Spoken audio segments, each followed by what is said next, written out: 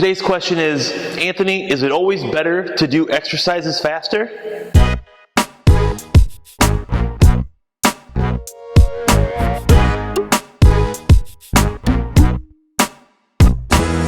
Now, if you're doing something in order to be more powerful, to develop power or speed, then yes, doing that exercise fast and explosively is a good thing, and that's what your intention should be. But in most of the cases, most people are just doing exercises to burn calories to get a little bit stronger. And so faster is not always better. People will get in this mindset that, well, if I can do, say, 10 reps in 1 minute, if I can do 20 reps in 1 minute or even 30, then maybe that's even better. Then I'm doing more work and I'm burning more calories and I'm going to get faster results. A lot of times if we rush through the exercise, there'll be ranges of motion, parts of that exercise that we don't do real well. We get in a bad position or a bad posture. But if we go quickly, we can use momentum to kind of blast through that area. You're not learning to improve. You're just using speed to cover up something that is a negative thing. So we need to think about and really try to start working on slowing things down. Not all the time, but occasionally take an exercise and go at a lot slower speed. That'll start to give you a little more sense of, am I in control of this range of motion?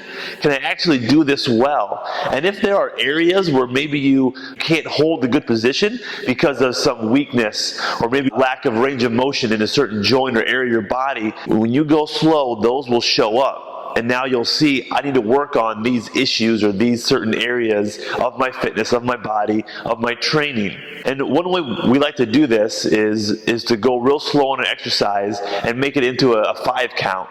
And so if you think about this, maybe let's use a squat as an example.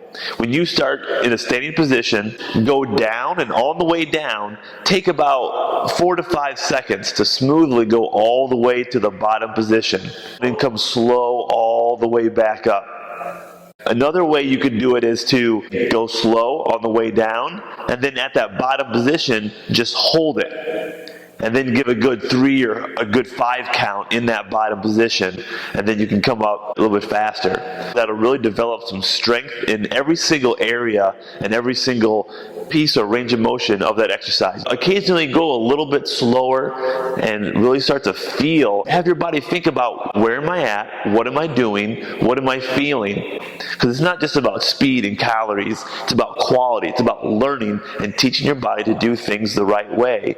Because when you do things the right way, they'll be more effective and more safe. When you start to use these sorts of slow movements, be conservative. If you have a certain weight you can do for 5 to 10 reps, let's make sure you start with a lighter weight. When you go slow, like we mentioned, maybe 5 seconds down, maybe a 5-second hold, and then come back up, you really only need to do about 4 to 5, maybe 6 of those in a set before you take a break. Because that time under tension, where you're constantly moving slow and feeling that weight, that's going to add up really fast. So make sure you're not trying to do 20 of these in a row, because that'll be a little bit too much when you start. So get a feel for it. Start light. Start nice and easy. Start to use that time under tension, because your body will feel it. Your body will know that this is not an easy thing to do. Go ahead and try some of those. Maybe just 1 or 2 exercises in your next workout. Just get a feel for it. See how it goes. See what you can learn in that process. And let us know how it goes. Until then, move better, train smarter. See you next time.